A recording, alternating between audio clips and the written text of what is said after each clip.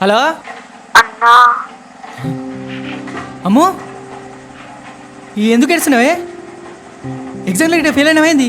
Fail అయితే మళ్ళీ రాసుకోవచ్చు, ఏడవకు. 9.8 వచ్చినాయి అన్నా. అన్నా అన్నా ఇది 9.8 అంటే ఫెయిల్ అయినట్ట అన్నా? నా పేరు రాజు, వీళ్ళంతా నా సోపతి వాళ్ళు. టింకు, సంతు, అంజన్న, అది నా చెల్లె అమ్ము. అన్నా రేపు నాకు రిజల్ట్స్ అన్నా. మరి మొహం ఏంది అట్లా పెట్టినావు? ఇలా నన్ను ఫెయిల్ అవుతావా? అన్ని పాస్ అయితా.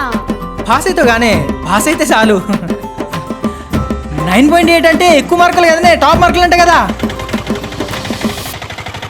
మన ఊర్లోనే టాప్ ర్యాంక్ అంటే మాటలా? మన మండలంలోనే ఎవరికంటే ఎవరికి రాలే.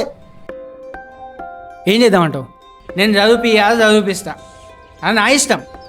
ఏదో మీరు ఇచ్చిన పైసలకే 9.8 అంటే 2 పాయింట్లు దాకా టాప్ మార్కులు వచ్చినట్టు మాట్లాడుతున్నారు మీరైతే. ఏ రాజుగా ఏం మాట్లాడుతున్నావురా నువ్వు? పైసా సాయం ఉండదు కానీ మీదికెళ్ళి సలహాలోటి. ఇక్కడ మాత్రం ఏం చేస్తావు? మంచి ఫ్యూచర్ ఉంటుంది, అస్సలు మిస్ చేసుకోకు. ఇప్పుడు ఏమంటావురా? నీ చెల్లెని నువ్వు చూసుకుంటా అంటావు,